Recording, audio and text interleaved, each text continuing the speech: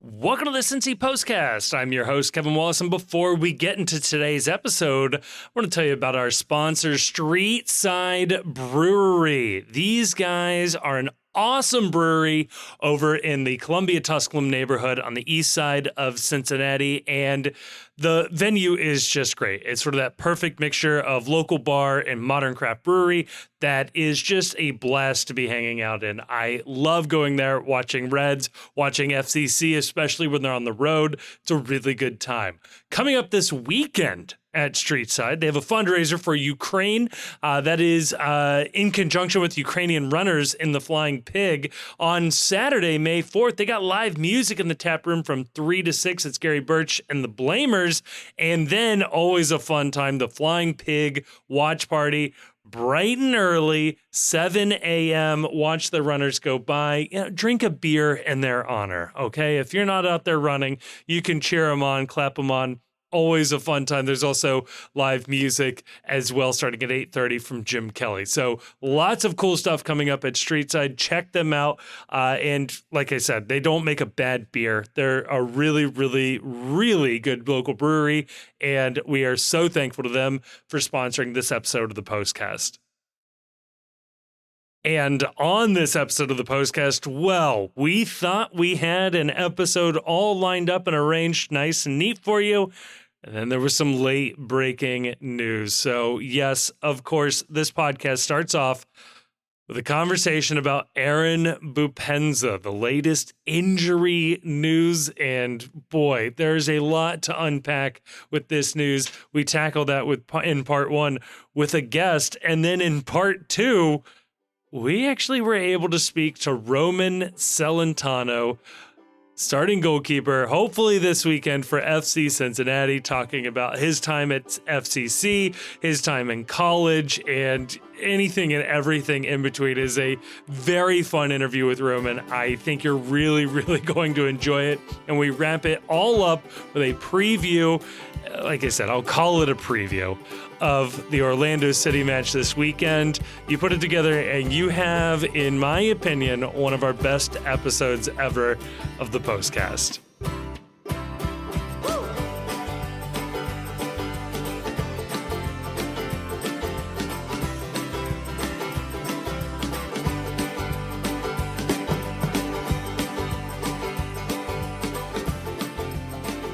Joining me to talk about all of that and more, I'm joined by, of course, Grayson and the Chief, but we are joined with the late breaking news by the Cincinnati Enquirer's own Pat Brennan.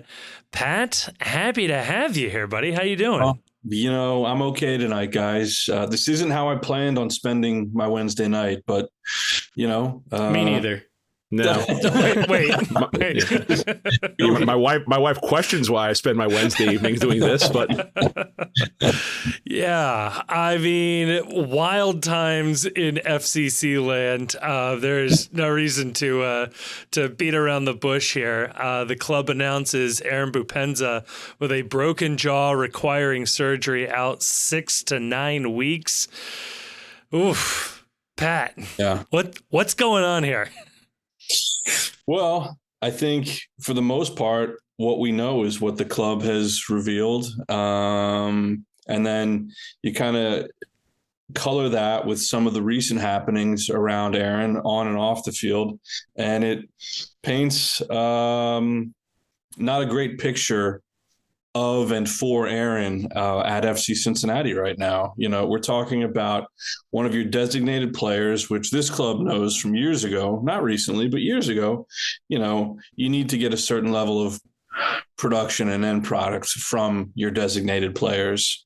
They won't get anything further from him until at least mid-June, if not late June. So that's a setback. That was, whatever the future holds for Aaron, that was not part of the plan. So bad situation there, but there's a lot of moving parts with FC Cincinnati right now. Some of those are, some of that is tinkering with players that were known commodities. And we're also about to find out about Kevin Kelsey, I don't think they're going to rush him into a heavier workload just because of a unanticipated situation with Aaron here.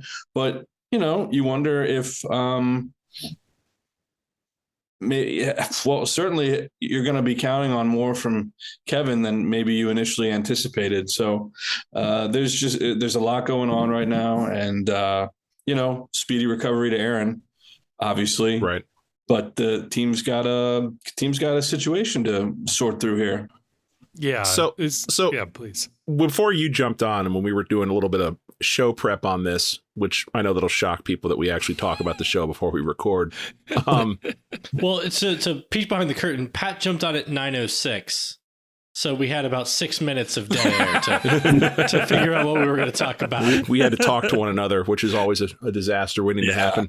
Yeah. I went back when all this broke earlier today, and even going back to the last 2 weeks where Aaron has been out of the lineup and removed down to the bench. I thought about something that you brought up when we had you on the show at the very start of this year. And that was right around the time that Aaron's legal troubles and his troubles were over in Gabon regarding his cell phone being stolen and his data being leaked. And you said something then that now rings incredibly true in hindsight, perhaps, but was prescient on your part, I thought, where you said that you had a worry that when Aaron came back to the United States, that this was a lot that he went through, that there was a lot that happened to him this offseason. And you thought, well, I hope that his mentals are okay. I hope that his head is in the right place.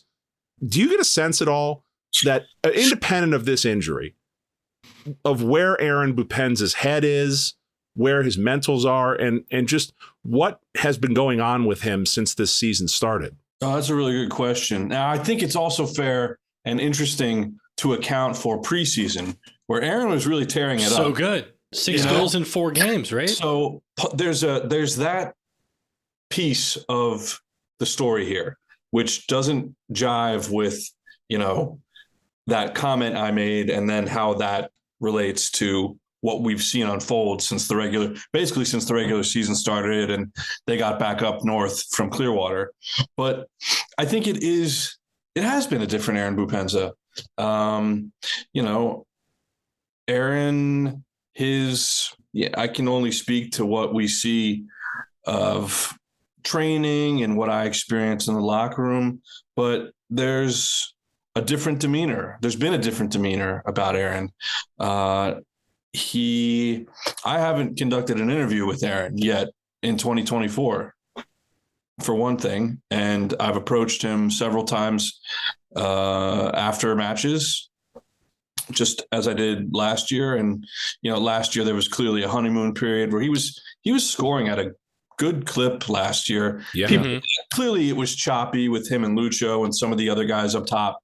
But kind of like the European gold standard of a goal every game or every third game, like he was hitting that. You were getting a really good return on Aaron, and he was really, I think, key to not just wrapping the Shield up with games to spare, but also in that first round playoff series against the Red Bulls. So getting a good return on Aaron at that point, even though it didn't look perfect on the field. Now, it's not going as well, even though he had a great preseason.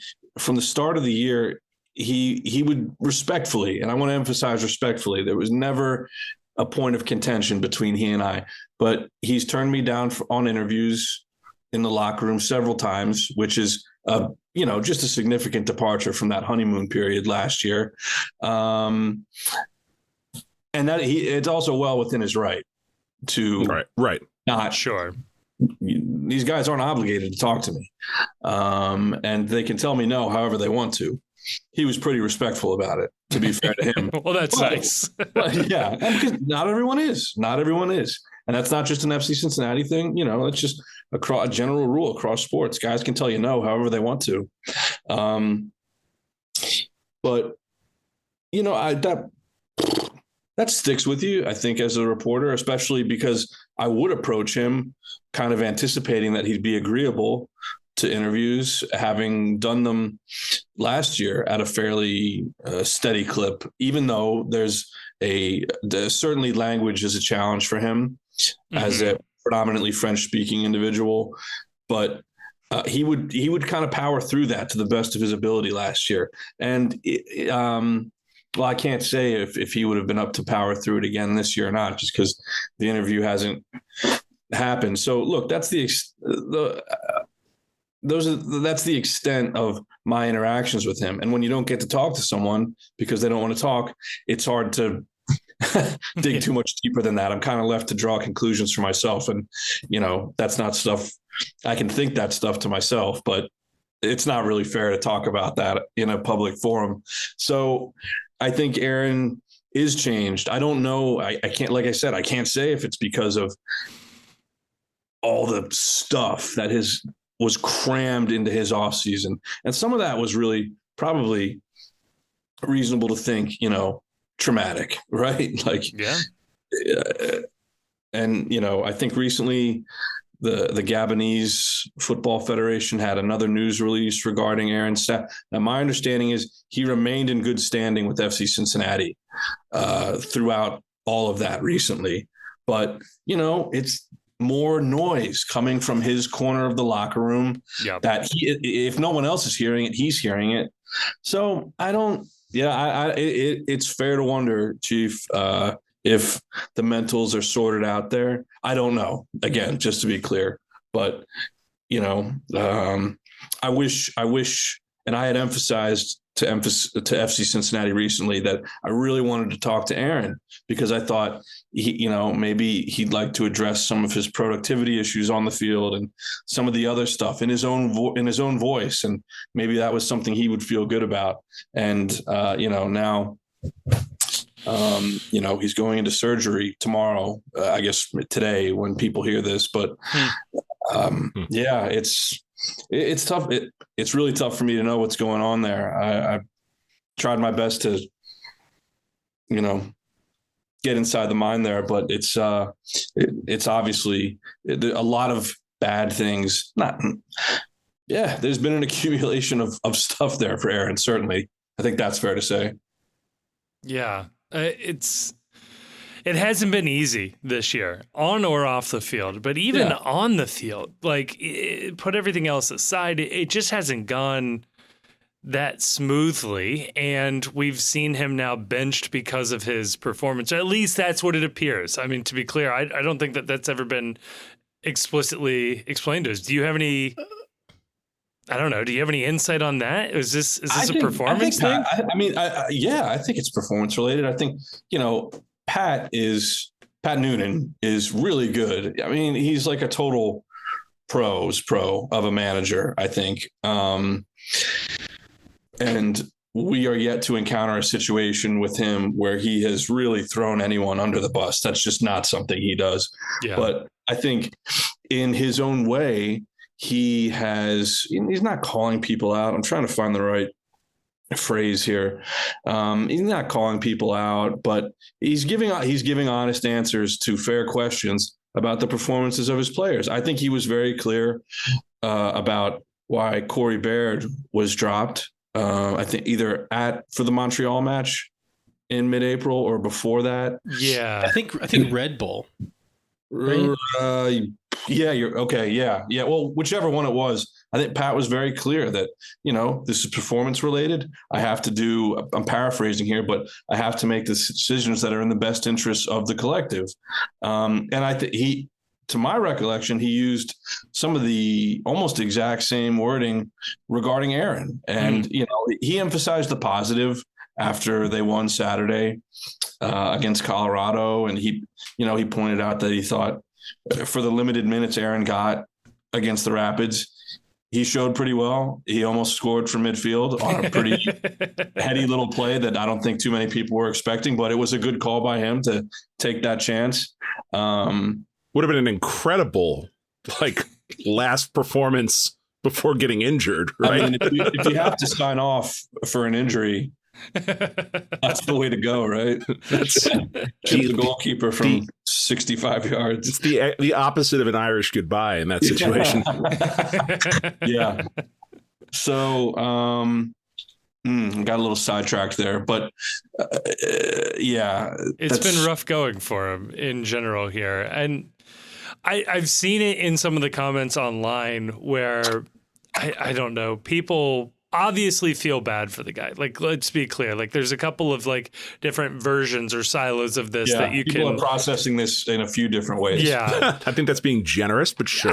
But I will say, strictly on-field performance, I feel like they're not going to be missing a whole lot, at least not with this year. And especially with Kelsey coming in right behind him, it's not clear that anything might be different over these 9 weeks. They've got a great thing going right now. I mean, the last 2 weeks are as good as they've looked all year. And I'm trying not to quickly make sure I'm not skipping over any performances in my head. Certainly not in the league. Yeah. And, it's been, I kind of fear for FCC and Kevin Kelsey here that you've got to get him engaged in a meaningful way here, obviously, or he'll never acclimate. But I hope that doesn't kind of disrupt what they've got going on right now. And what they've got going on right now is 4 goals over the last 2 matches. And Aaron Boupendza, but for a handful of minutes, hasn't contributed to that in a meaningful way, I think is probably fair to say. So, you did not like to see him on the bench, just in the sense of kind of like what I talked about earlier, that kind of time-tested fact of MLS roster building, that you don't want you can't miss on your DP, in so many words, is basically what we all accept as truth in this salary cap league. So seeing him on the bench was troubling, but yeah, I mean,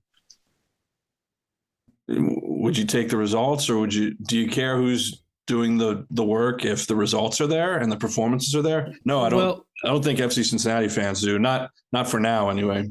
Right. So, I mean, obviously, we love the results of the last 2 weeks, and I'm going to very unfairly characterize what you said on one of the early appearances this season.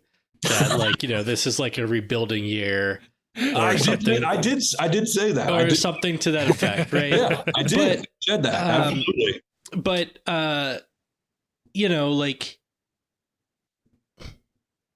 so I think, on the one hand, it's fair to say that the team has looked best in the league with Baird and Kubo up top.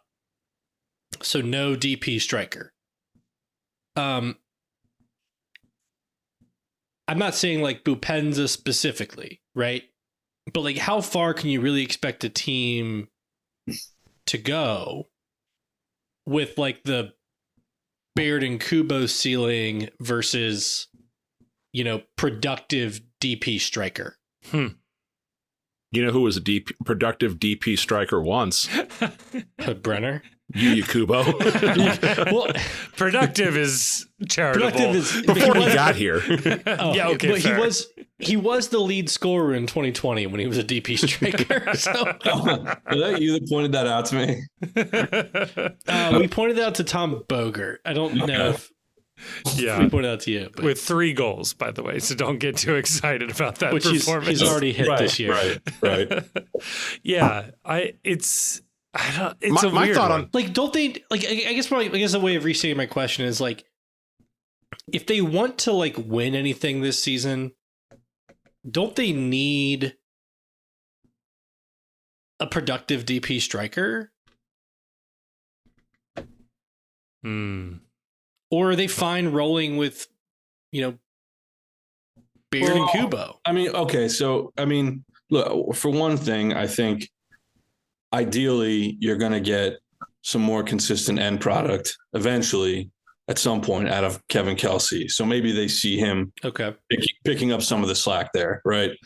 I think with Boop, like the second leg of the Monterey series is a good example of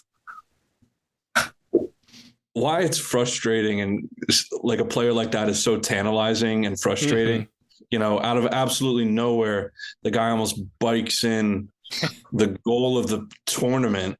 I didn't see that. I was watching Pac-12 basketball at the time. Was it a good game? Was it UCLA? Was it Mick? It was Utah versus Colorado. Yeah, it was terrible. It meant absolutely nothing for a dying conference. Right. Well, yeah. If that bicycle would have gone in, I would have been furious. Yeah. So, I mean, he can do that. And by definition, a player that can do that at a moment's notice probably does give you a higher ceiling than, you know, Baird, some combination of Baird, Kubo, Kelsey, and Sergio Santos. I don't want you three especially to forget about Sergio. Yeah, no, we can't. We never would. I have 800,000 reasons I can't. Every day he's on the roster. So look, I think, yeah, there probably is a higher ceiling there, but I don't know. Does it? I get my rhetorical back to you guys would be: is what about the last 2 weeks? And I will grant you, it is a small sample size in a very long season that we're only a quarter or a third of the way through. What about the last 2 weeks seems unsustainable? Well, yeah. Go ahead. Yeah. So I said this, and you're going to use the E word. Well, okay. So I'm going to use That's the the W critique, word. though. I'm going to use the W word. Like, they did a great job the last game generating chances, right? Yeah. But they were extremely wasteful. Hey. It's another way of saying inefficient. Yeah. So, like, you're not going to get, it took them, 25, 27 chances to get 2 goals. Yeah. They're not going to get 25 chances every game. Yeah.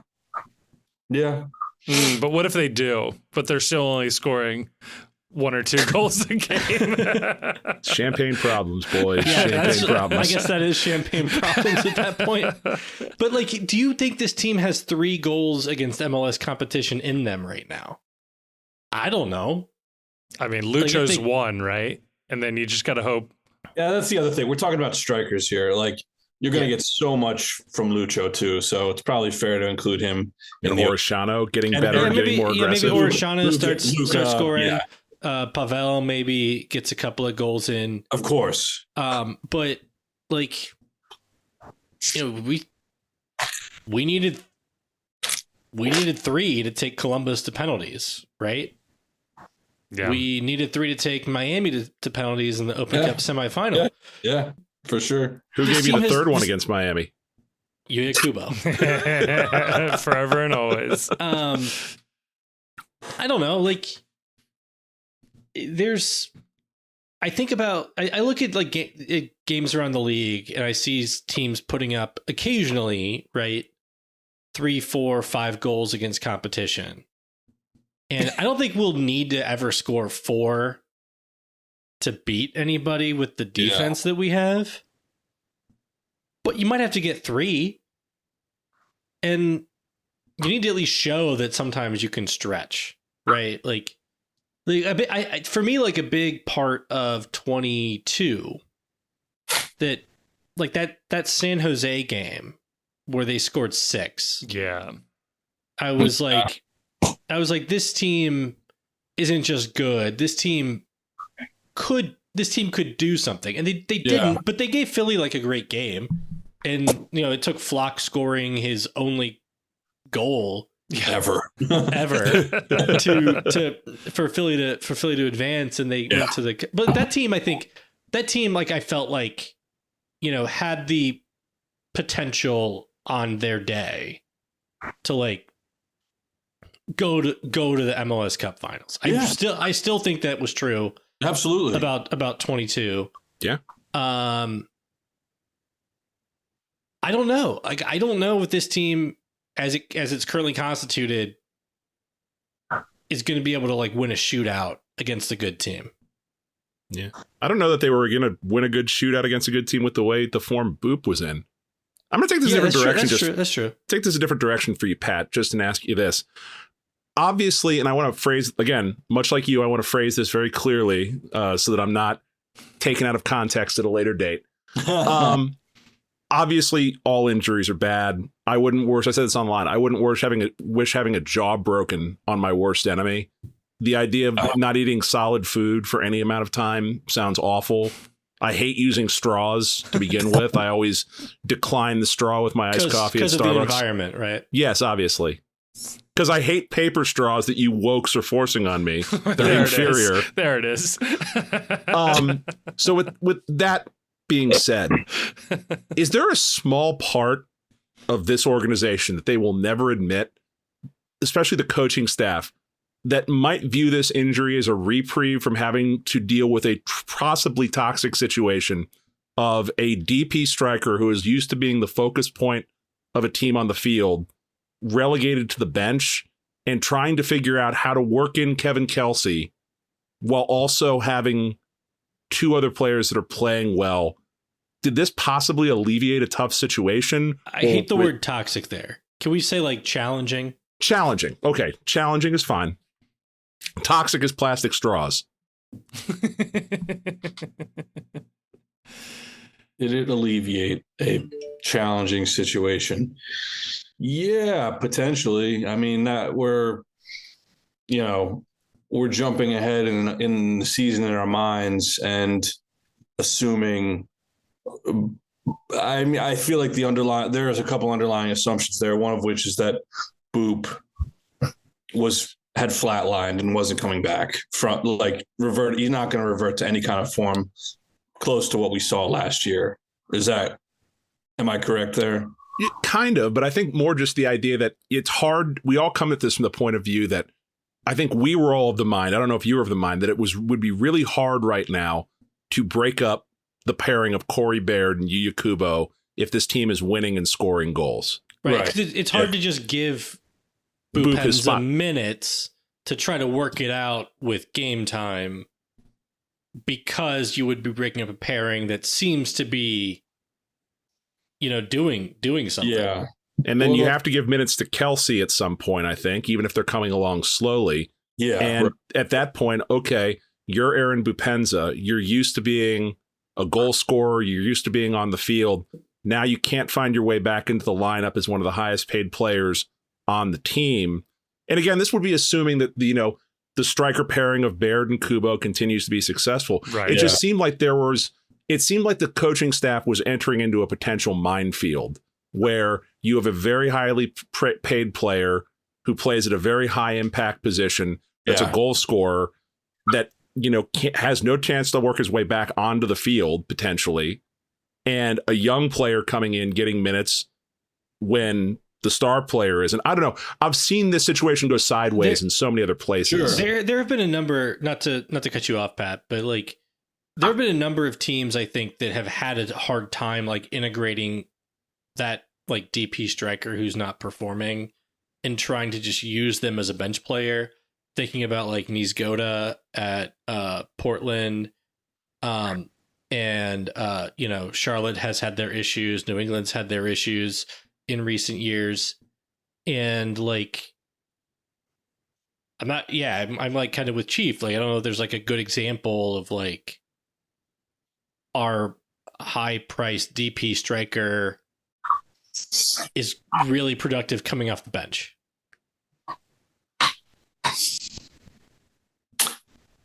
Can I tell you something? I don't like here's what's problematic about this situation. And it goes back to Aaron.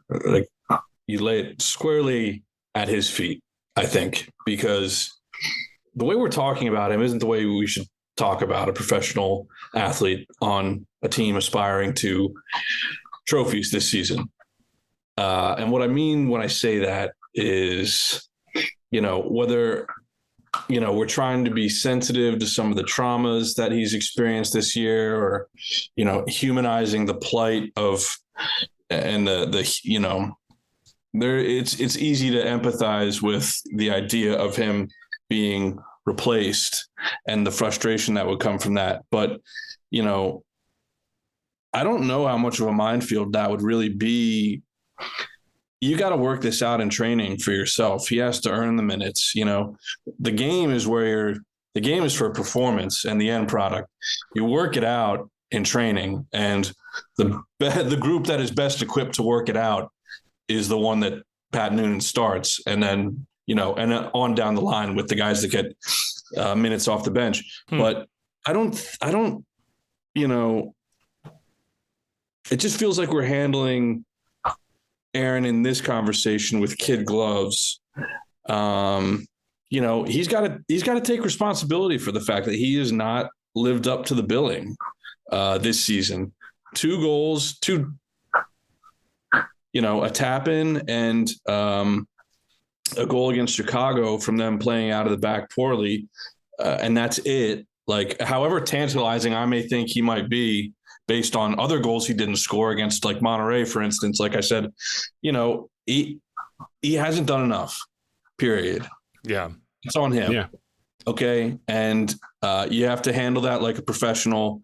And I never heard any indication that, at least like on campus at the training facility and in the locker room, like he was hanging out in the locker room after. He wasn't like one of the guys trying to avoid the media altogether, in the sense that like he didn't want us to even lay eyes on him. Like, he shower, change, he's in street clothes, he's hanging out, he's talking to his boys in the locker room. Like, I never heard that he was managing the situation badly on campus. But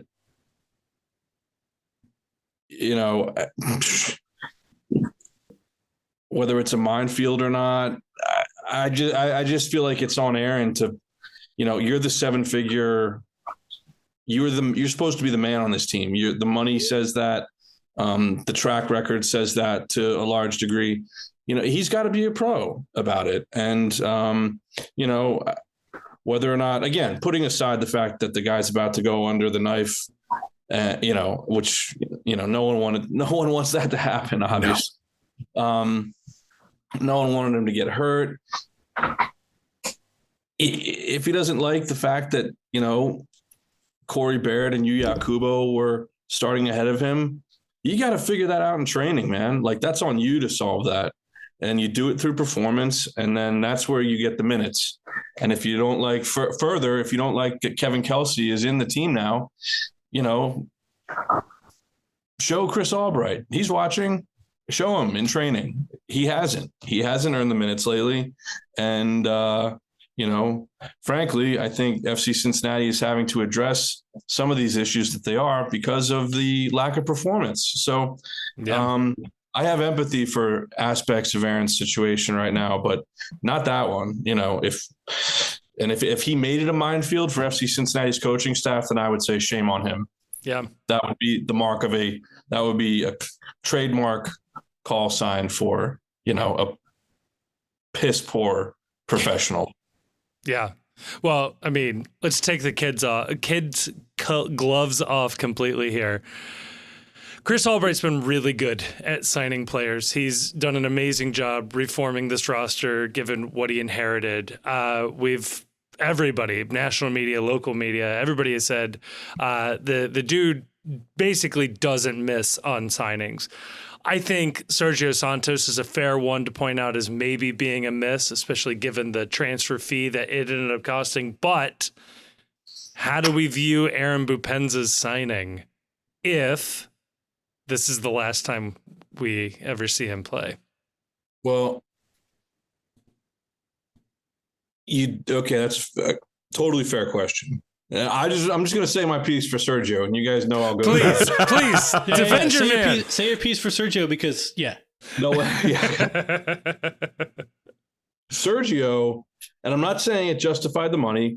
Sergio played a really important role in this team last year, at least for the opening 25% of the season, because you had Brennan, who was disengaged at that point, scored a great goal against Seattle. They win that game. That was a big win. But that was it. That was Brenner's contribution to the 2023 team. And you can argue that some of the other stuff that came with that goal maybe canceled that goal out. Ultimately, they go on to win the Shield. But in the meantime, FC Cincinnati was being sustained on goals from guys like Obi Wobodo and Sergio Santos, who ended the year with 4 or 5. There were a couple of guys stuck on 5 at the end of the year. Yeah. Don Baji was one. I forget if Sergio had 4 or 5, and like by May, he was coming into games, and I remember he took his first sprint against Colorado at Colorado, and he was down on the ground in a heap and, gone out of sight for a couple of weeks. And like that scene would repeat itself. It became frustrating, but I don't think it should be overlooked that at a time when Brennan was disengaged and trying to leave, that's all, and that's well documented, I think. Yeah. Sergio was sustaining this team. Now, we can address, you guys can rebut that later. No, this is good. This makes Boupendza the worst signing of the Albright era? Question mark? Come on. Let the man cook. I put a question mark at the end of it, okay? That was not what I was going for. What I would say about Boupendza is that he, like I said earlier, he was playing like based on the minutes and goals, per minutes played, that ratio. He was living up to kind of that European gold standard of, some people say it's a goal every other game for a striker, a goal every other game, a goal every third game. He was giving them that. He scored a huge goal that helped them take the Red Bulls into penalty kicks in the first round playoff series. And then, it petered out after that, obviously, for Aaron. And he was not maybe the piece they had hoped for. And I'll put that as a mark against him. When you needed him to kind of produce something individually and brilliant in the subsequent 2 playoff matches, he did not do that. He had great chances. He did not take them. You can hold that against Aaron. But he did help you win the first trophy in club history. That was important, without at least some of those goals. Some he scored when the horse was out of the barn. I want to say like half of the ones he scored in the regular season were of consequence to the outcome of the games and getting points. He was incredible against Philly. Yeah. That's another thing about the preseason. The whole thing where he the backheel goal, turned around and back. I just thought, like, not only I hadn't seen the preseason matches in person. That was, I think, the second to last of the preseason, and like I just I meant against Philly in the regular season last year. But no, I know. Yeah. Okay. All right. I won't get on a tangent. But no. Go on the tangent for the back heel. I want to talk about the back heel. But just like he had been scoring goals, which is what we were. Obviously, he had been. I'm not disputing that. I just hadn't seen them for myself. And then that day, I show up in Clearwater, and he we couldn't show more clearly that he had his finger on the pulse of FC Cincinnati and his teammates and Major League Soccer and that particular rivalry, that he would take the personal side of that scrimmage to that level. I just thought, this guy is so engaged. He's scoring goals. He was a jerk on that one to Philly, but like, man, he's on it. He is ready to rip it up, which just, again, confuses me about what happened between Clearwater and he didn't make the trip for the first leg to Jamaica against Cavalier, so he didn't play there. But that wasn't a long layoff.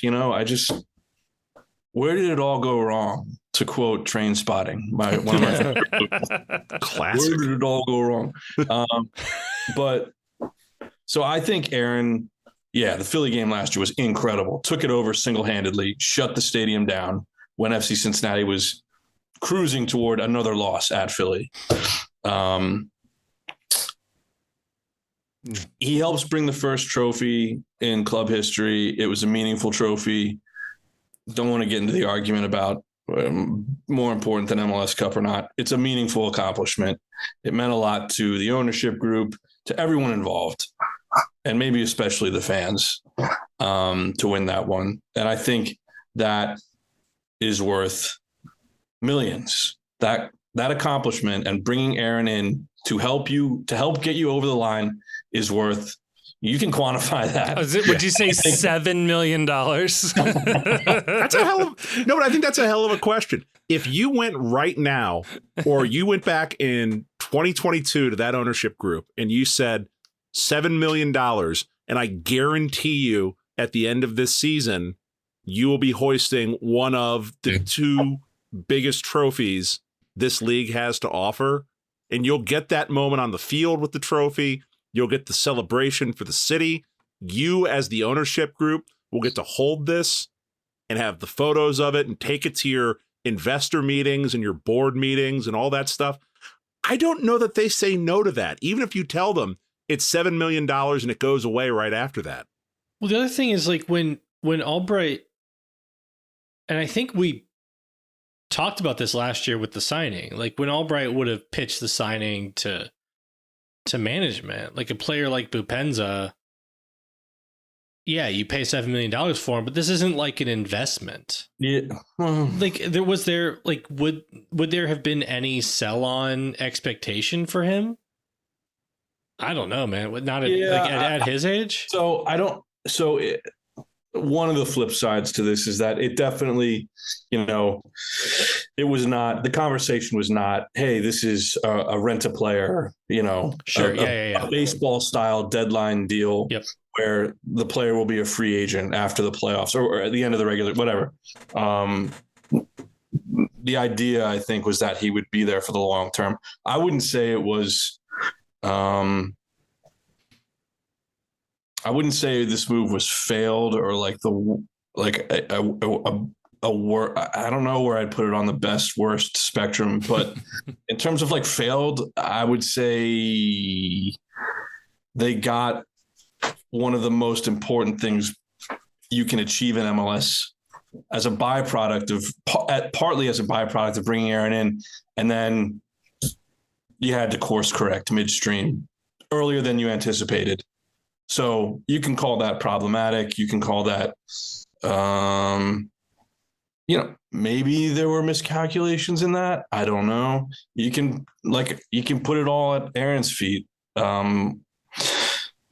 I don't know. I feel like for what he helped deliver in the moment, I can't, I'm reluctant to say, put it on like a best worst kind of framing. So I'm pretty sure that our metric for the signing back when it happened was like, this is a win now signing.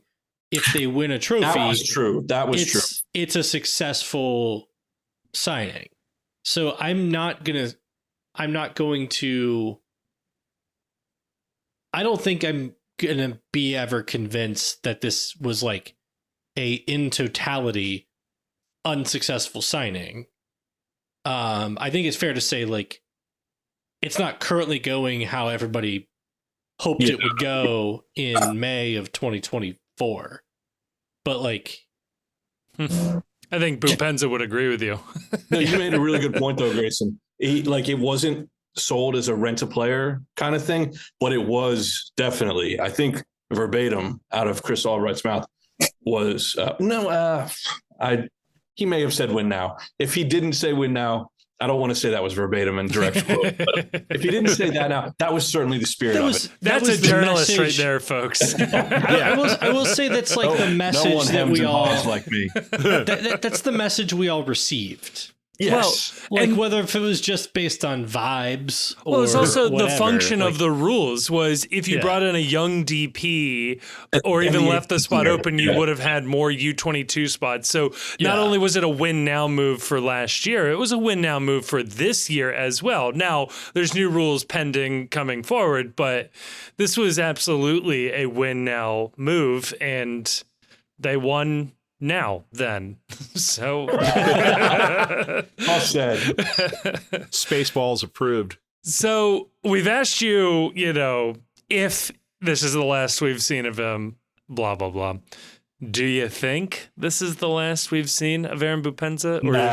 Nah, because he's gonna come back. Well, he'll, based on the timeline, and that can change, for good and for bad. Mm-hmm. So whenever he gets back, they'll have to, if the object at that point were to, I don't know, move him on, you'd have to gauge the market for the appetite of the marketplace for Boop, but you got to get him right. Yeah.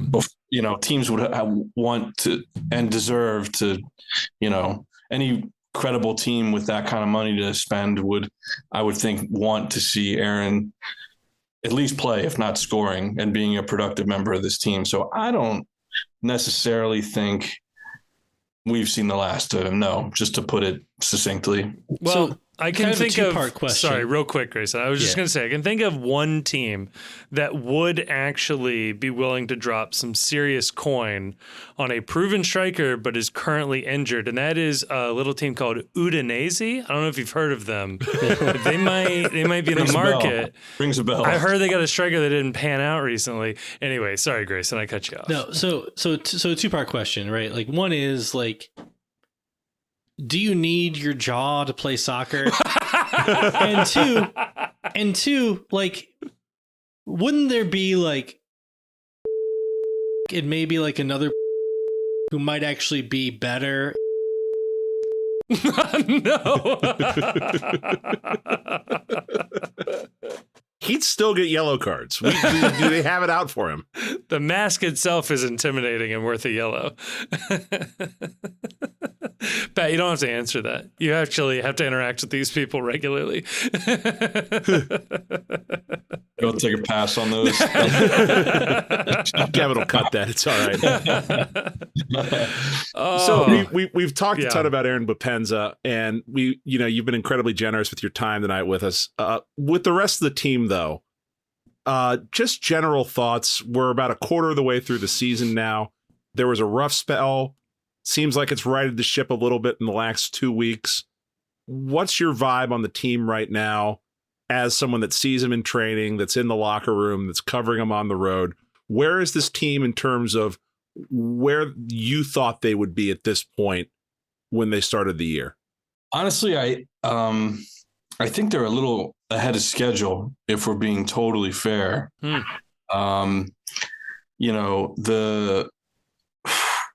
I think when you look back, as we were in the midst of that month-long Champions Cup slog, I don't think anyone felt, just based on what we were seeing on the field, I don't think anyone felt like, we're dropping these points in the league because of Champions Cup. That's not really the vibe I got. But you know what? Looking back, in the end, they were doing that thing that MLS clubs who are competing in Champions League / Champions Cup do, which is struggle to balance both competitions. And then having emerged from that and maybe taking the real lumps a little bit after that period, now it seems like they've righted the ship a little bit. And look, they're 3 points back of first place in the league with a game in hand on Miami. I mean, Yes. that's way ahead of where I thought they would be. And maybe there's some further reverting to the mean coming here, but it doesn't look like it based on the last 2 weeks. So I think that they are doing that thing that they were doing this time last year. I mean, like, they were so good last year, really, but they're getting points. Sometimes maybe it doesn't always feel like they deserve it. Maybe, I don't know. There were elements of Atlanta that felt like a little bit of a smash and grab, right? Mm-hmm. But they're stacking these points. They're building a cushion. Not at the top of the league like they were last year, but they could conceivably get there. And I still feel like with everything going on here, there are so many more ebbs and flows to come with this team. And that's what I always I'm not married to my preseason projections for this team. Like, I'm totally willing to be wrong and eat my words about this being a rebuilding year. But look at the predicament they're in right now that we've spent the last hour or whatever talking about with Boupendza. You're integrating Kevin Kelsey. Is there more coming after that? We don't know for sure. all these things are work and time intensive processes. And I just feel like one of the things that I am definitely married to about my preseason prediction was that this would be a lot more arduous and maybe a lot more like 2022 than 2023 was. And I think that, I'm happy for the fans that they've enjoyed a couple weeks of good results, but just with everything going on now, and this Boupendza injury, even though he hadn't been playing real minutes, it's not helpful. At the very least, it hurts your depth at that position. So I think there are still more peaks and valleys to come here. And for that reason, I'll say, I think, Chief, they are ahead of schedule. Hey, I like that. Well, Pat, maybe you can help me transition this to the next part here. I'll just ask you very quickly, who do you think starts in goal this weekend? By God, I think Roman Celentano. Okay, Alec Can did the job, and maybe for a week longer than some of us anticipated once Roman was cleared to return to practice. But based on what I heard from Pat Noonan, and I think those comments were publicly available after the Colorado match, Roman will be in a better position to potentially start this weekend. And for that reason, I will predict in my match preview that Roman Celentano is the starting goalkeeper. You guys wouldn't have happened to have run into him recently at all, would you have? Well, it's also good that Kevin introduced him as the starting goalkeeper at the beginning of the interview, Hey. which I almost made a joke about, but I'm like, it's bad form because he's here. Look, he's the starter. Well, I also introduced Evan as he was the starter after he started. So everybody we talk to is a starter. Okay, that's the clear thing here. You're a starter in our heart. If you ever come on our podcast, you're forever a starter in our heart. The post 11 has 2 starting goalkeepers. Yeah. 8 field, 9 field players and 2 goalkeepers. That's all we need. Yeah. Oh no, Pat, awesome, man! Thank you so much for joining us here. Wild evening of late breaking news for. Would have thought May 1st would have wrought such chaos upon FC Cincinnati land. It's unbelievable. May Day, baby. It's right there.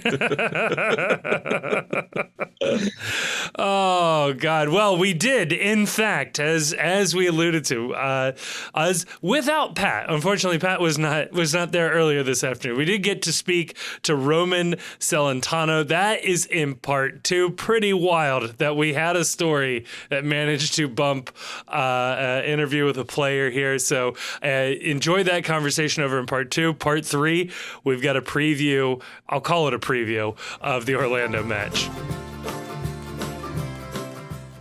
And before we head on over to part 2, I want to tell you about our sponsors, Cincy Shirts. These guys, let me tell you about these guys. Do you know about these guys? Let me tell you about these guys. Cincy Shirts has been around from the beginning. If you ask me, and nobody did, Cincy Shirts was instrumental in FC Cincinnati becoming very, very popular and eventually leading to their MLS bid, which is why I am so excited that the Post and the PostCast are able to partner with them. Look, here's the deal. If you use the promo code ThePostCincy, all one word, all caps, when purchasing something from them, you get 10% off and we get a little bit of money back our way, huh? It also lets them know that you heard about them through our show. And even if that's not true, it makes me feel good and it makes them feel good. So use that code. Look, they just released some new Hawaiian style shirts. I don't know if they're actually Hawaiian style, but some new floral prints for FCC, some button ups. Get on this. The supplies do not last. However, they do have 3 in-store locations, including a new one over in Loveland, where they can print most of the designs for you on a shirt. The button-ups, I don't think they can do on demand, but they can print those designs on demand in a shirt on any size that you'd like. I've definitely used that service. It is awesome. So again, the promo code, the post Cincy, all one word, all caps. Knock a couple bucks off of your next order. It works on non-FCC gear too. All right, get yourself an LA De La Cruz shirt or something like that. You're gonna look good in it. You're gonna have a good time. And you're gonna save a couple of bucks doing this. So Cincy shirts, again, cincyshirts.com, link in the description, the code, the post Cincy, all one word, all caps. A huge thank you to Cincy Shirts for sponsoring this and many other episodes of the PostCast. If you're an FC Cincinnati fan, you do not need this individual introduced, but I'll say for the rest of you, we have with us the two-time Big Ten Goalkeeper of the Year, the 2020 Big Ten Defensive Player of the Year, the second overall draft pick of the 2022 MLS Super Draft, the 2023 MLS Goalkeeper of the Year finalist, FC Cincinnati's starting goalkeeper, Roman Celentano. Roman, how you doing today, my man? I'm doing great. Thanks for the lovely intro. Too kind, but I'm happy to be here. I got to lead off with a question that's been on the mind of everyone so far this season, watching you perform. What was it that made you decide you were going to be a mustache guy? That's a great question. I ask myself that on a daily basis. I'm getting kind of used to it now, but I mean, I was growing out just the beard, whatever, in preseason down in Florida, and I wanted to clean it up a bit, but I was just shaving the rest of it. And then I saw the mustache. I'm like, you know what? This is just Bance. Might as well do it. And like one of the goalies on the second team, Hunter Morris at Cincinnati, he's been rocking a pretty mean stash for a couple of years now. So I'm like, all right, he's been making it look good. So I think I got to hop on the train. So we've been rocking with it. Did you have to make any changes to the lifestyle once you became a mustache guy? Did you change how you dressed, how you walked, anything about your lifestyle that differentiated your life with a mustache as opposed to pre-mustache? No, I just think I hold myself to a higher standard now. You know, you're under the spotlight a bit more. It might be a different, focal point. And I just try to make it, my job to make sure my performances kind of back up the stash. So, puts the extra pressure on me to do well and not make a fool of myself. So if that's anything, then yeah. I absolutely love that. That like, yeah, you can't suck with the stash. Like that's a terrible look. So yeah, the motivation is awesome there. Again, so happy to have you here. I got to ask, I'll get this one out of the way. You've been out of the starting lineup for a little bit here. How's the recovery coming along? It's been good. It's been good. The staff I've been working with here has been great in getting me ready to come back as soon as possible. Obviously, it wasn't an ideal injury, but I mean, right away, right after the game, we were starting on the recovery process. After the game, I injured it, and just focus on getting the swelling down, getting the strength back, and getting as fit as I can as quick as possible. So it's not been ideal, but I mean, injuries happen; it's part of the game, and I just feel like I'm in a good spot right now to do some things. So it's been good. Has it been interesting at all with a different perspective? I mean, you come into FC Cincinnati almost immediately. You're the starting goalkeeper. Now getting a chance to watch, has it changed your perspective at all, or has it been a different experience for you? That's a really good question, because it is a totally different experience. Like on match days, just like it's different. Like during the week, you get into the flow of the training cycle, and like on Thursdays and Fridays, you're gearing up for a game, getting mentally ready, doing everything off the field. And like Saturdays, game days, you get mentally ready all day. Then at night you have the game, and you got to be all focused. But in this like recovery time, it's been like, you just come in the, like all day you're doing recovery stuff, and then you kind of like mentally you don't have to be as locked in and as focused because you're not playing in the game. So it's been weird, like sitting in the booth or watching on TV on Saturday nights when normally I'd be up and playing. So it's given me like a different appreciation for when I am out there. It's kind of easy to take it for granted, and I mean it sucks that I got injured, but I mean it is giving me a better perspective of like how important these games are and how to. I don't know. It's giving me a different viewpoint of the games as well, because it's different like when you're back there than when you're at the game and up top. So it's been an interesting experience. Obviously not didn't want it to happen, but it's been cool. When you're not playing, do you still have the game day Ghost energy drink? No, absolutely not. No, like that's why, like, yeah, I have a case of them in my fridge right now, and the ghosts have been untouched so far. I've just been saving those for game days. So yeah. That's the ritual, huh? The Ghost energy. Yeah. I've heard some of these guys put together like some bizarre Gatorade body armor, cocktails with energy drinks. Do you just drink it straight from the can? Have you seen some crazy, pregame cocktails made of some of the powders and whatever else out there? Yeah, it's funny because like when I first started doing it, I would like pour it in like a Mountain Valley like aluminum water bottle and put some like salt in there, so it was kind of like a different mixture. But now I just drink it straight out the can. Like, all right, screw this. Let's just get on with it. Enough of that funny business. But no, there is some interesting like game day cocktails and different like mixtures. Guys are like wizards in the locker room trying to make sure they have like their mates or whatever to get them going. So it's funny. It's funny seeing the different things. There could be an entire industry of this, like homemade ghost recipes. This is the kind of content that goes viral on TikTok, I think. I make this, I tried this, and then maybe you doing the reaction video to other people's ghost energy drink recipes. Yeah. Oh, that's a great idea. This is content. Yeah.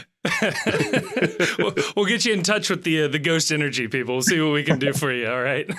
Oh yeah. So I want to go back a little bit. So before you get to FC Cincinnati, I'm curious because the goalkeeping position generally is very unique in soccer. At what point playing soccer do you realize that you are the goalkeeper? Were you assigned there by a coach? Did you choose this life? What brought you to being a goalkeeper? Well, I think my experience with like goalkeeping in soccer is a bit different from most because I didn't grow up playing soccer. Like in elementary school, I played like football and these other sports, and I like to use my hands in certain things. And then one fall, I just decided I wanted to start playing soccer, but I just didn't like the field aspect. I love being in goal. I love the ability to use my hands. So I think I just liked the position. I just liked diving around, getting dirty. And from the start, I just always loved being a goalkeeper, and it's never really changed. It's people like scoring goals, and that's cool, but I like keeping the ball at the net. So that was kind of my thing from the start. Yeah, it does take a certain mentality to be, your goal in life is to deny other people's goals. And I really like that. You're a dream crusher. It's awesome. Number one hater. Yeah. It's like I decided I wanted to play soccer, but what I really wanted to do was just wreck everybody else's good time while they were playing. Yes. Exactly. Yeah. Yeah. In video games, we call them griefers, I think. I'm glad you made a career out of this. So yeah. So you're born in Naperville, Illinois. Year 2000. I am curious because this is new for the league of MLS. And if this isn't the case, so be it. Were you a Chicago Fire fan growing up? Well, I mean, not to like clarify, but I was actually born in like a suburb of Boston, Massachusetts, and I bounced around as a kid. Oh, okay. I was born in Massachusetts. We lived like in there for a couple of years, lived in Dallas for a couple of years, lived in Atlanta for a couple of years. And then we moved to Chicago, like around 2011-ish range. So, I mean, I grew up, the first team I ever played for in Chicago was like Chicago Fire Juniors or whatever. And it turned into like a branch of soccer's academy, which I grew up playing in. But Chicago Fire was always the enemy to me personally. So like I would go to games growing up here and there with my dad and some friends, but it was more just to see the game. It wasn't like necessarily to cheer on the Fire, So it was funny because like I started playing soccer in Atlanta. When Atlanta United became a team, I was like kind of a fan of them because I'm like, oh, it's sick. Like I thought Atlanta was cool. It was funny. Like I was watching Alec Can on TV then, and I went to a Fire Atlanta game in Chicago, and Alec Can was in goal. And then it's like a couple of years later, I'm on the same team as him. So it was just funny how that all worked out. But no, Chicago Fire was always the number one enemy. Do you ever go to Alec and say, like, I remember watching you play when I was a kid, when I was a really, really little kid? I should have really given him a shot to the heart in the old age, but no. That's hilarious. So Yeah. Right now, to let you inside how podcasting works, Kevin is flustered because he got the question wrong about where you were from. No, it's wrong on all the websites. Like, even Yes. Cincinnati's website, like Wikipedia, they all have it wrong. And it's just like, whatever. Look, no, this is good. His punishment for this will be to go correct your Wikipedia. We're going to make him make an article, make an account online, and correct your Wikipedia page so that no other podcasters suffer the same fate when talking to you. Not only are you getting a corrected Wikipedia page, there's going to be a section that's a controversial, birthplace, and we'll talk about this in depth there. You have to link to this podcast as a source. Yeah, of course. Oh God, heaven forbid somebody uses this podcast as a source here. So you end up being recruited going to Indiana, Bloomington, beautiful town. I'm curious then if I was looking for a place to eat in Bloomington, do you still have your 10-page document outlining the pros and cons of all of the Asian restaurants in Bloomington, Indiana? Oh my goodness, what a deep cut. That's crazy. Yeah, I don't know how you know that. It's fun. But yeah, no, I think I'm still in some of these goalkeeper group chats, and I think that's where I sent a list. But I could rattle some off the dome right now, I think, if I needed to. But there's a couple that I would recommend you going back to. Yeah, I was told the note in particular that you had was if you see the owner's child doing their homework at the counter, you know that place is going to be fire. Yeah. It's a good rule of thumb. Yeah. Yeah. So then follow-up question, do you have a similar note for Cincinnati restaurants? And if you do, can we publish it on our website, please? Oh, you definitely can, of course. But yeah, I mean, if I want to give you a couple like Chinese spots in the city, sometimes after games, like my one spot, I'll go to downtown of Shanghai on Elm, and it's like classic. Downtown. That place is fire. Trying to think. Well, I don't know why I'm blanking, but no, there's a couple places around the city that I would recommend. And when you're looking online, you can't look at anything that's either 4 stars or above on Yelp. It needs to be 3.5 to 4 stars, so it's like all right, but nothing crazy. You can't get too much love online, but yeah, you can do whatever you want. I've never heard someone use that as a strategy before. That if it's 4 stars, it's too bougie, but 3.5 to 4 stars, you're getting the exact experience you're shooting for. That's brilliant. Yeah. I'm sorry, I have no notes on that one. Yeah. So Bloomington, Indiana College. What drew you to go to Indiana? What was the drive to go there? Were you recruited elsewhere? What made you decide to go play soccer at Indiana? Well, I was like not necessarily highly recruited, because I was coming from like a non-MLS academy, and I was always playing behind a national team goalkeeper at soccer's in my younger years. So it was always kind of like the recruiting wasn't the best, but I was looking at kind of like Loyola Chicago and maybe DePaul, like some local schools like that. But if being honest, one of my good teammates, Josh Penn, he ended up being my roommate at Indiana. Like I grew up playing with him at Soccer's. He's from Naperville. He was always recruited by Indiana, and I think just by the years of them recruiting him, they kind of ended up watching me a little bit. And one of my old coaches that I used to work with at a goalkeeping camp growing up was a goalkeeper coach in Indiana. So those two kind of connections kind of got me a foot in the door. And it's like I was very fortunate that my parents were able to provide me this opportunity, because I could have gotten a lot more money to go to other schools, but I kind of pretty much for the most part walked on at Indiana, and they were like, if you do well, there's money on the back end. So, I mean, down the road, I ended up getting a bit more, but I was kind of pretty much walking on the squad. I was like, it didn't seem that feasible at the time, but looking back, I'm happy I, made that sacrifice and, just took that challenge and ran with it. So yeah, but I mean, I knew Indiana was my best chance to get to the pros, and that's why I wanted to go there. So I just wanted to do everything I could to make it happen. Since we've already corrected my prep once, I want to see if I'm right on this as well. You start off at Indiana as a freshman. It's my understanding that you out-talented the starter that they had to start that season, and without a loss or an injury, that you just took over the starting job based on what the coaches saw of you. Is that what happened? Yeah. That's incredible. You don't need to be humble. That's awesome. No, yeah, it was tough, and I'm like, I give all the thanks in the world to Chris and Pat at Cincinnati for giving me the opportunity when they did. All the credit in the world to Todd Yeagley and the staff and Christian Lamelli at Indiana that year, because it's really easy to play it safe, because they had this. Sean Caulfield was a goalkeeper at the time. He was team captain, 5th year senior. He put his law school on pause to come back and actually play, because the years before he never got a chance, because Trey Muse was there, who was a big name at the time. And it was just they wanted to give this guy his chance. And, I mean, we weren't doing bad, but it necessarily maybe wasn't great. And I just came in, and I feel like I was doing well in trainings and stuff. And they ended up just giving me a chance. Funny enough, it was Northwestern away my freshman year. So it was good that I have my Chicago friends and family, come to the game. So that was cool. But it was just like, yeah, it was just like, it's funny because it was like 7 games in college, and then I kind of took that role, and then it was 7 games at Cincinnati, and I kind of took that role. So it was kind of crazy how like it kept happening, like the same thing just kept happening. So it was funny, but yeah, it was good.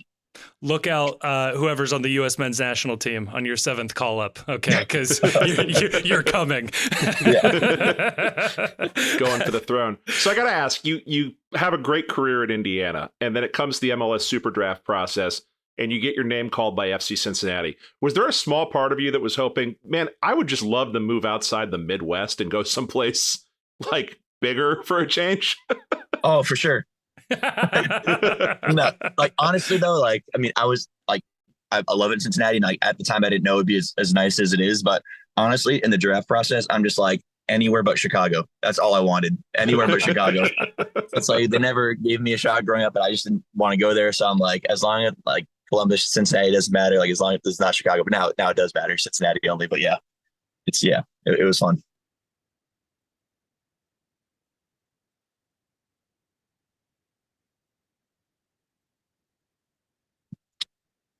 For one, I mean, you get used to it. Like, I mean, just crowds and stadium atmosphere, it's different. Like, you don't realize how much like it takes it out of you energy wise, like to play in these stadiums and in these certain games with like the focus stuff. But like, it's just the speed of play and speed of thought. Like, I mean, there's good players in college, like there's different things, but at this level, it's like you have to know so much of what's going on in the game, where you need to be, where your next pass is.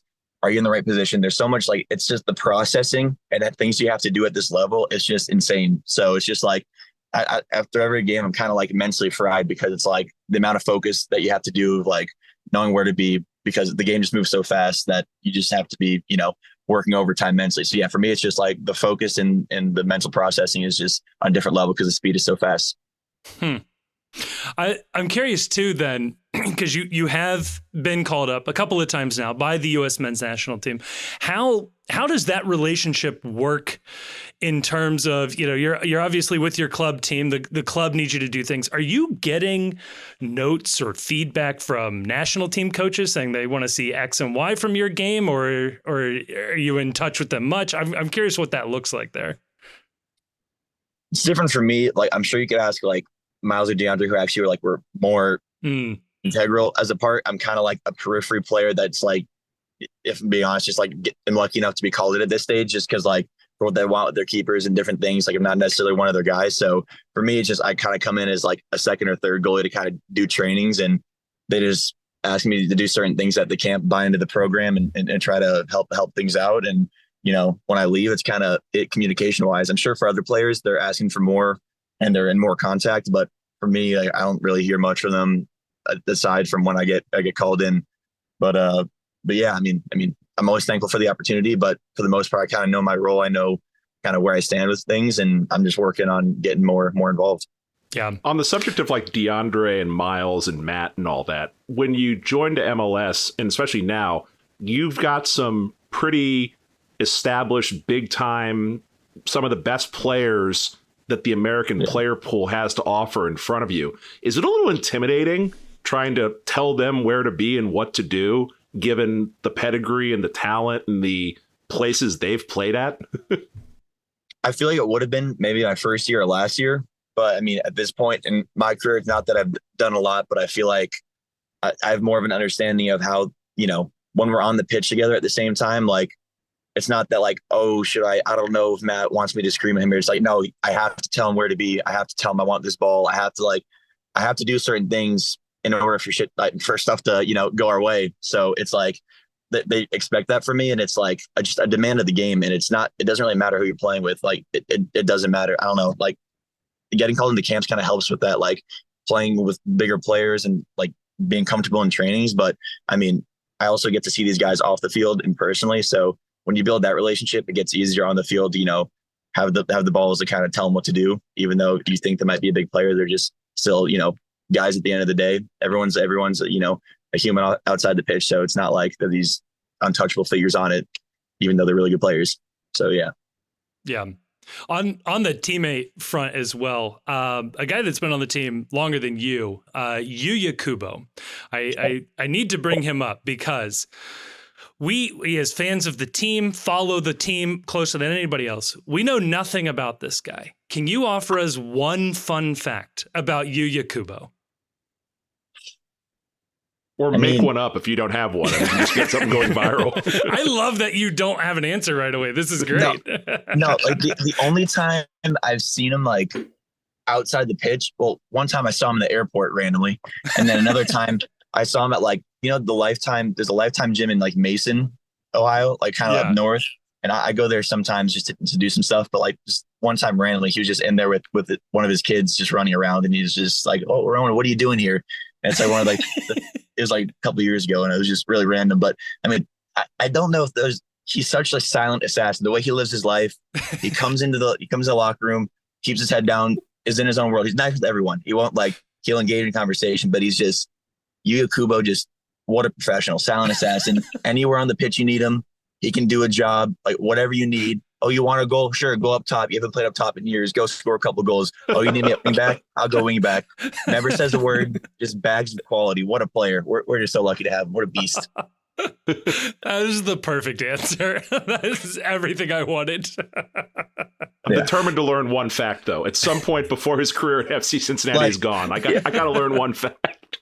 Yeah, I think I know some stuff about him, but I don't know if I can say. I think you guys keep things to the chest. Yes. Now, another question I will continue to ask every FC Cincinnati player. I am able to ask this question until I get the correct answer, which is this. Do you consider the New York Red Bulls a rival of FC Cincinnati? Kind of has to be. Like, I feel like every game is just, I mean, obviously the Amaya piece, but it's just like, I feel like we play them all the time. Like last year, we played them so many times, and it's just we hate them. They hate us. I feel like, you know, we've played each other in the playoffs a couple times now. It's like, it's just not necessarily, maybe wouldn't be there on paper, but I feel like over the past couple of years, I feel like it's grown into a bigger game than normal. Like, yeah, I feel like personally, I'll get up more for like a Red Bulls game than like I don't know, like the other New York team, you know? So I guess maybe for me, it's getting kind of there.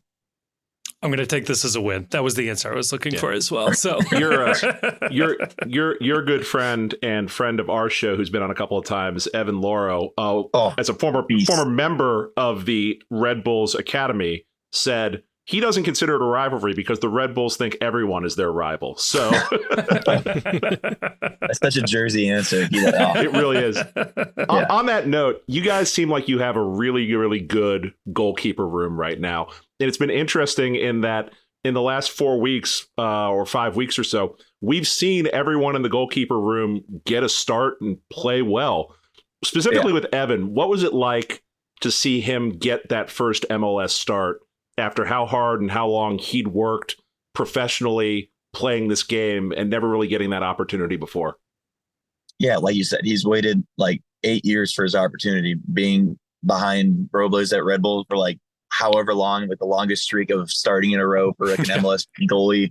Like, how frustrating is that? He just doesn't get a sniff, and then he goes USL, balls out, then comes to MLS, doesn't get his chance, and it's just poetic that he finally got his chance against the old team that never gave him a shot. And it's just a testament to his professionalism and his character. Just, you know, keep going, even though like a lot of times it never seemed likely. And, you know, getting a big like knee injury a couple of years ago to want to push on and get back in an MLS squad and then keep going until you get your debut. It's, you know, just a testament to his quality. And he's a baller. He's like, we knew he could step in there and do a job. And it's just like, it was just a matter of, you know, timing for him and getting his opportunity and having patience for it. So I'm just really happy for him that he got that moment. That was sick pen save. And, you know, obviously it sucks we didn't get the result, but I mean, I'm just really happy for him to have that moment. In goalkeepers, you're just kind of, like you said, you're kind of a different breed. You've got you've got to have that in you that you want to stop other people's good times. You want to use your hands. What's the goalkeeper room like for FC Cincinnati? How do you guys get along? What do you guys do? What's it like in there? Because it seems like every one of you is a cool hang. And I feel like you guys would be the center of attention for everyone. Yeah. I feel like, I don't know, we may have talked about this at times, like as a goalkeeping unit, but like there's 4 of us that are signed right now. It's like Alcan, Evan Loro, me, and Paul Walters, who's like at Hartford Athletic balling right now. So he's been playing, he's been doing well. But like for us 3 right now, it's kind of like Alex, like the oldest child, like, you know, respected, like old wise kid. Like I'm the youngest, like I don't know. And then Evan's like the forgotten middle child at times. So we kind of joke about that. But it's just Bance going out there because, like, I mean, Alex just standard, just standard business, like professional, like can have a laugh but gets to work. And then Evan's just like, I mean, he's juiced up on, I don't know, 600 milligrams of caffeine before the session even starts. So he gets out there, he's just a menace, and it's just a ball of energy. And I don't know, it's just Bance half the times because it's just like, I mean, we do a lot of stuff with our goalkeeper coach, Paul Rogers, and a lot of the times it turns into like, I don't know, Paul giving us talking some smack and then Evan giving some back. It's just, I don't know. It's a good, I feel like we're in a good spot right now. I mean, obviously it's different when different guys start to play and like injuries happen, like things change. But I mean, for the most part, it's just Bance. I like going out there with the guys. Is there anybody outside of your goalkeeping room that you consider a rival, personal, in MLS? Is there somebody that you're comparing yourself to, or you're checking their stats maybe at the end of the week, seeing what you both did that weekend? I mean, you'd like to say, oh no, I just focus on myself, but it's nice to look around and see what's going on. Obviously, it's like when you have guys like Hugo Lloris in the league, it's like someone you grew up watching on TV, or like Roman Berkey, who's like has my name. I kind of want to I want to make my name, I want to claim the Roman title, obviously. So that's a bit of beef, but it's like there's a lot of big names in the league now, and it's like there's a lot of good young goalkeepers too. So it's just like it's a good standard the league has. It just gives you motivation to keep doing well because you want to be at the top of the group at the end of the year. So I mean, there's some big names, but it just doesn't really change the objective from us. We just want to go out there and win some more stuff. Yeah, the Lloris one is funny too. I'm curious too. Do you watch like soccer for fun? I feel like if it was my job, I don't know how much fun I could get watching a Premier League game or the Champions League. Do you watch for fun?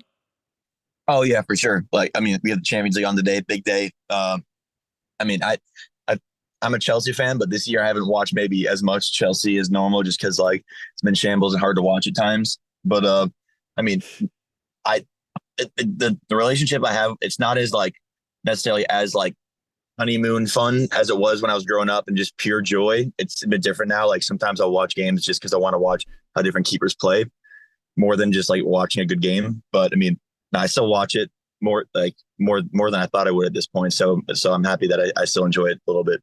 So last season, this team wins the 2023 Supporters Shield. And thank you so much for showing up. So we want to respect the fact that Roman's doing this interview in his car. It looks like a very nice car, but he is making a sacrifice by sitting in the driver's seat doing this with us. So thank you so much. You guys win Supporters Shield last year.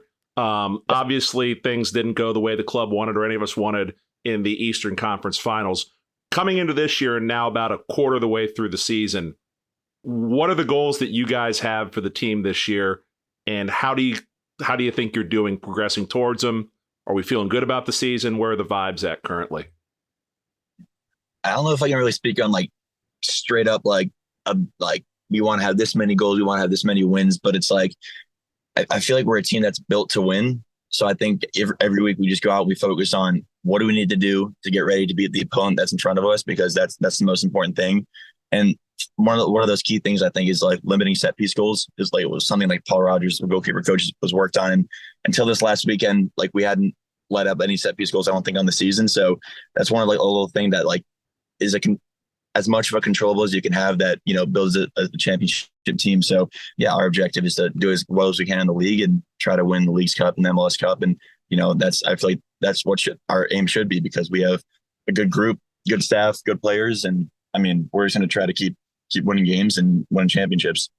Oh, music to my ears. Now, Roman, you've been incredibly generous with your time. I've got one last question for you here, then we'll let you finally leave your car. Or drive somewhere. I don't know. or maybe head out. I don't know. But it's the question on everybody's mind these days. Are you Team Drake or Team Kendrick? Now, like, it's a tough one, because it's like, I like rap music. That's what I listen to most of the time. But I'm so out of touch with like this beef that's going on right now that I don't really know what's going on. But just based on who I like more, I will go Team Drake, even though I feel like in a rap battle he'd get exposed. But I'd see some of their support I got. I feel like he is getting exposed right now. But it's like I do like what Drake's done for the rap game and for music in general. So I'm gonna rock with Drake on this one. There you go. The ultimate teammate. He's not sure what's going on, but he's standing by his man. Yeah. He's getting in the scrum, yelling at the referee. I love it. Roman, again, thank you so much for joining us. This was so much fun, man. Thank you. Good luck on the rest of the season. All right. Thank you. Thank you very much for having me on. I appreciate it, guys. Thank you.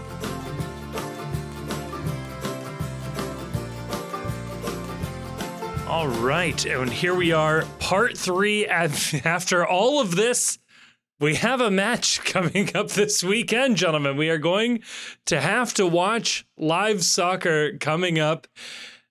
We go on the road to Orlando City. We said previously, it was not your father's Colorado Rapids. This isn't your father's Orlando City. I would say of all of the coaches in MLS, Orlando City's feeling warm. Okay, like there's some things going on in Orlando right now. They currently sit 13th in the Eastern Conference with a -6 goal differential. That's good for 25th in the league. They did just lose to Toronto, drew Montreal. They did beat DC United 3-2 a couple of games ago. But I mean, if we are a good team and everything else going on, I think we are still a very, very good team. This should be a win. I think it's fair to expect a win, wouldn't you say, Grayson? Yeah, I think it's fair to expect. I think it's fair to expect a win. The caveat to that is that it seems like whatever else is going on, Pareja kind of has a game plan to like get a tie out of us, basically. Whenever. So, I wouldn't be surprised if we didn't come away with 3 points here, but and their defense has been dreadful this year.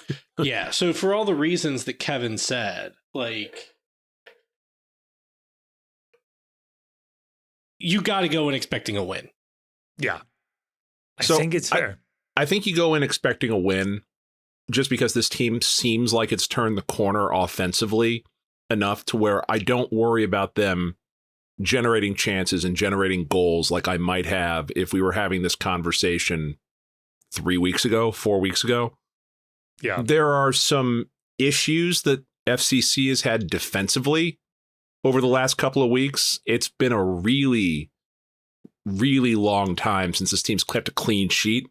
Now, some of that, I think, is probably due to the fact that, our guest tonight, Roman Celentano, hasn't been there. And it sounds like we'll be getting Roman back for his first match this weekend. I think that has an impact on the way the back line plays. I think having Roman's leadership out there again is a good thing. Orlando, the problem I have with this game, and tell me if this is just me being me, which, happens. Doesn't it feel like Orlando's due?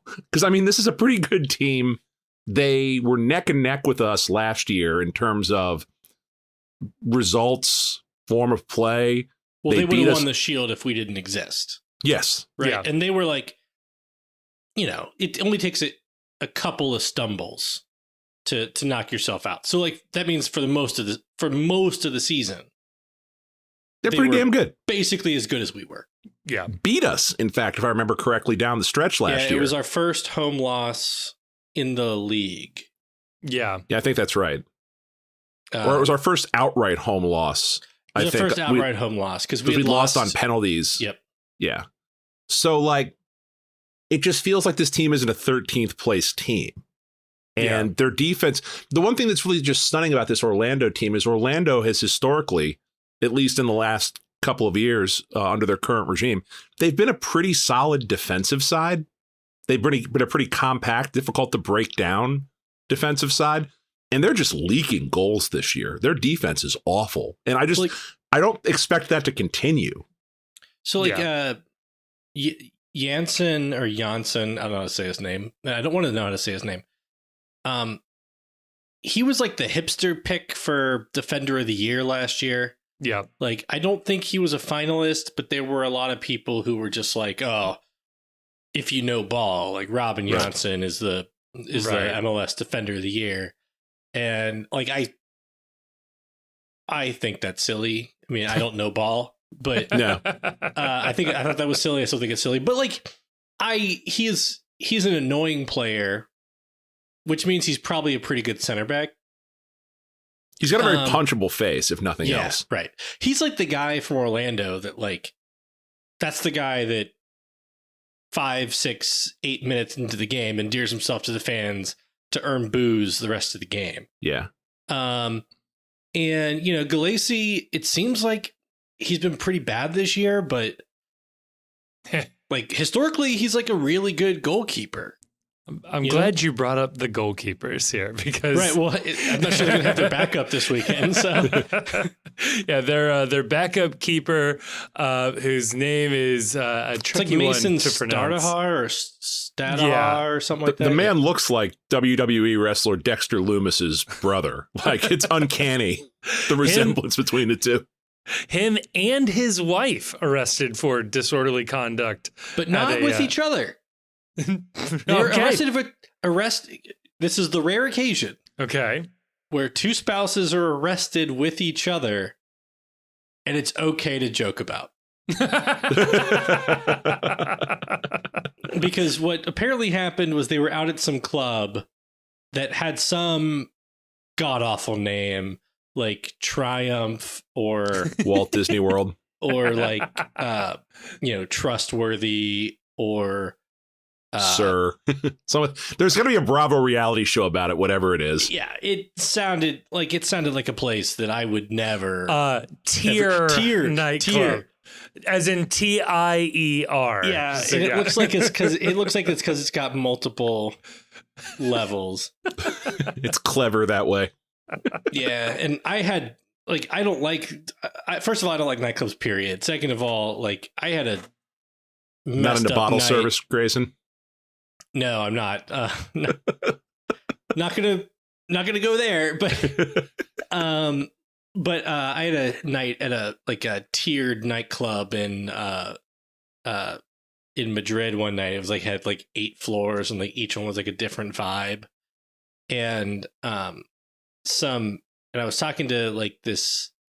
This is a very relatable story, but continue. I was talking to this woman that was like in my group, so just like a friend of mine, you know. And some French guy walks up to me and he's like, where are you from? And I was like, Ohio. And he's like, did you get your shoes in Ohio? And I was like, actually, no, I got them here. And then at some point, like not too far after that, he like dropped, he's like, my dad owns Dannon. The yogurt company? Yeah. Nice. And I'm like, cool. And I'm like, maybe I'm like in my so head, you're saying, I'm like, so you're saying it was like an incredibly off-putting experience. And I was like, is Dannon publicly traded? Does he mean like his dad is a CEO of Dannon, or his dad is like owns has share? Like a mutual fund that has a stake in Dannon? Like it threw my whole night off. He was just trying to be a cultured individual. Hey. So to this day, I've not bought any Dannon products. My only similar experience is I was at the Pavilion in Mount Adams a bunch of times in my younger days, and every one of those tiers was exactly the same. It was awful. Yeah, I was going to say, a real multi-tiered nightclub. Just overpriced Bud Selects and really annoying people from top to bottom. I did see Dusty Baker and Bronson Arroyo there once. And Dusty, married? You wouldn't know it by the game he was running there. So the no tiers, judgment, though. So the soccer players apparently go to this nightclub in Orlando called Tiers. Do you have to get promoted and or relegated to switch floors? The bouncer lets 3 people up and 3 people down. You have to like bust a move. Yeah, it's dancing merit is what determines. Yeah, or like you pick up like a really attractive man or woman like at the bar, and the bartender like sees that and they're like, "Oh, you're going up." You're going out. No, it's handled That's exactly the a funny same concept. It handled the exact same way as it is in the Premier League, and that's that if you have enough money, you go straight up to the top floor. I mean, that's basically the game plan. The more attractive you are, the more tiers you unlock. If you bring the foreign investor with you to the bar, they buy your way up to the top level. Like, I get it. I'm ugly, but my chic friend here said he's buying drinks for everybody. So that's chic with a C or chic with an S? I'm ugly in Orlando. Do you see that uglier guy who's also in Orlando? That's Jair Bolsonaro. We're going straight to the top. Here we go, baby. Let's be honest. If you're looking to have a good time and get a disorderly conduct charge in Orlando, there's only one place to go, and that's Ragland Road at Disney Springs. Just get Irish drunk and fight with someone like a normal human. Just gonna do the old Epcot drinking around the world challenge where you gotta down a drink. I'd respect a player getting suspended for that. Going to some mouse jail. U.S. women's national team players got in trouble for drinking at Disney World, if I remember. That feels like a Hope Solo move. I don't know anything else. Last summer, at least 2 or 3. I remember that. I don't remember who. Yeah. Dang. Memory unlocked, but now I don't remember who. Anyway. Speaking of Orlando City, Facundo Torres, he sucks too. I hate that guy. Yeah, that's a good one to hate. This is a great preview, by the way. I'm just going through all the guys to hate. Right. Who would you rather punch Alex in the face? Morgan Robin was kicked Janssen out of Epcot in 2017. 2017. Okay, I'm a little behind there, but you can't count the COVID years, so it really was just like 2 years ago. Yeah. Kevin, you have to punch one person in the face: Robin Janssen or Brooks Lennon. Brooks Lennon. Sorry. I mean, I understand Janssen is our new target, but man, Brooks Lennon, I don't know, gets under my skin. But not as much. I mean, there's tiers, not to bring it back to nightclub talk. There's tiers to this.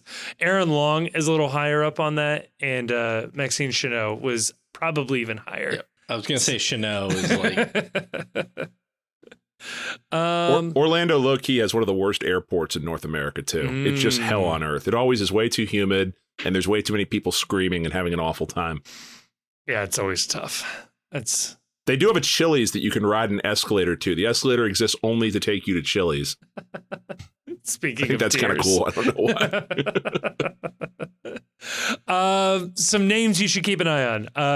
What looks like the only good player on their team right now is Duncan McGuire, young striker product. I think he is eligible for the Olympic team. 23 years old, so I think he will feature in the Olympic team for the U.S. And they did sign Nicholas Ladero, which is just kind of neat. The worth pointing ghost of Nicholas Ladero, for being honest. And yet, he is their team leader in assists, if that gives you any indication as to how their season is going. So They did sign a big striker, and he just hasn't hit yet. Like Luis Manuel. I'm smelling a narrative here. 2 teams with big strikers. Luis Muriel, I believe. Muriel, yep. Colombian. Where's the number 9 there? So now we talked about this with Pat Brennan, but like, what's our final ruling on this? Is Kevin Kelsey going to play in this game? And if he's going to play, is he going to start? What do you think? Go on the record, Kevin. Play yes, start no, even though I did say he was going to score last week. He's backsliding in your estimation already. I'm already benching him. No, I think you start this game with Baird and Kubo up top, and you kind of feel it out as to who Kelsey should sub in for. In some small way, it may very well be a, Kubo and Baird kind of like prove who's getting benched here, boys. Like one of you two's making way for Kelsey. So I don't know. Only one of you's walking out alive. The striker Grayson, cage match. Kelsey, what do we see from him this weekend? I think we get his debut at some point. Like, I don't know. Maybe real late, but I think he debuts. They don't have anybody else, right? For a striker sub, because Kimi is out in Sweden. Santos still coming back from injury, I guess. Yeah, I think we don't have any real clarity on like what's going on with Santos yet, but he's training, so Santos would be available. Yeah. But I think there's you typically make subs in the attack. There's a lot of scenarios that would justify bringing him in the game. Yeah. Whether it's to kill off the game, get another tall body in there, whether it's we're gonna we're chasing a goal and we need to play real direct. It just feels like, based on what we think we know about him, that he fits a whole lot of sub scenarios. So yeah. I would be floored if he started. I would probably involuntarily throw up. But I mean, he has been training for 2 weeks. Mm-hmm. I'm sorry, he's been training for one 1 week. I'd say he definitely has fresh legs coming from Ukraine, where he did not play once. But also, he is in season form, as it were, at least in terms of being training regularly, right? So it's not like he's coming after a long summer or something like that. I don't know. Chief, what do you think? I would be shocked if Pat Noonan starts a person in his first week available. The Pat Noonan MO is when you make a signing, you get a run for about 15, 20 minutes at most. And then the real interesting thing will come next week, when I think he's going to start sooner rather than later. I think I've said that a couple of times now at this point, but I would be shocked if it's this week. Yeah. And there's not a need. No, not with the way that Baird and Kubo are playing well, and we saw improvement week to week. Yeah. So there's a lot of good reasons to be optimistic about just running out the same group that we saw last weekend. Right. Yeah. So I guess moment of truth. Kevin, how do you got this game? Can I run back my same prediction that Kevin Kelsey with a game winner at the end? I think this game ends 3-1. So I guess it's not really a game winner, but Kevin Kelsey scores the last goal in this match. And FCC, it's a very smooth sailing 3-1, I'll say. Grayson? I'll say 2-0 to the FC. Ooh. I'm going to go ahead and say 2-1 to the FC. Okay. It's the MLS clean sheet for Roman in his game back. Baird and Kubo both score, making the decision even harder. Oh. And I'm just predicting content at this point. What would be the most content? Oh, well, here's the other thing we got to keep an eye on. Lucho yellow cards. Does he get one in this game? Yes, no doubt. That would that's be great missing. because 100%. That's great. Then we have a built-in excuse for our fan base as to why that this corrupt league is denying us the ability to even meaningfully compete against our non-rivals to the north. No way. Give me the full Monty of FCC, and Kevin Kelsey starts first career start against Columbus Crew. My God. Just, you want content. There's your content. God. I'm not ready for that content. Well, if any of this happens, I'm sure we will talk about it in the next episode. But until and if it doesn't happen, people will reply to me on Twitter about how I was wrong, and Corey Baird's dad will like those tweets. You sure it's not Corey Baird's extended family telling you were wrong? The Baird clan runs deep. Well, Chief, I don't know if you saw the news, but Chucky Lozano may be on the move. I don't know if you have any thoughts on that. Yeah, I'll believe it when I see it. You know, I don't know why he'd want to play there. It's in San Diego. Yeah. Go fuck yourself, San Diego.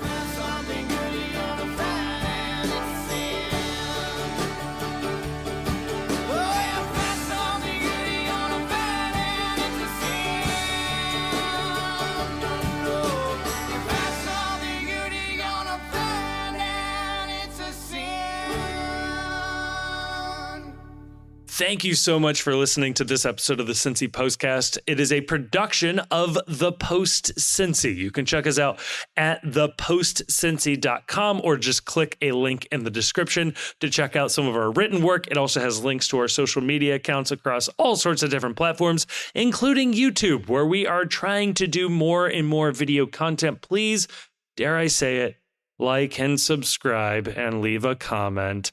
But no, that would be really, really helpful. Also want to give a thank you to Jim Trace and the Makers. They're a local Cincinnati band who provided all of the music for this episode. We love having them on board. You can check them out. Again, link in the description of this episode to find out where they might be playing shows next or where you can listen to more of their music. Also want to give a massive, massive thank you to the awesome and very attractive patrons over on Patreon. It is a voluntary subscription that people take out with no real promise of anything extra that keep this show afloat. And we are so, so thankful to those of you that have decided to take that commitment.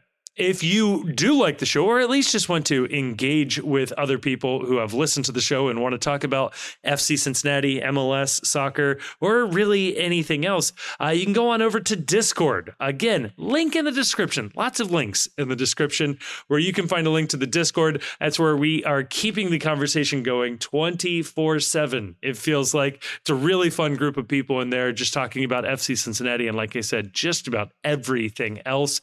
And finally, I'll say it, if you liked this episode, and given the fact that you've made it all the way to the end, I have to assume you either like it or for some reason cannot reach the stop button. Please share this episode with a friend or family member or someone who likes FC Cincinnati. The best way for us to grow is from a personal recommendation from somebody who likes it. And if that's you, please tell other people. And if you don't have any friends, feel free to give us a review on whatever your podcast platform of choice is. We'll take anything we can get. But again, a huge, huge thank you to everybody for listening to this show. I am blown away that anybody listens to this.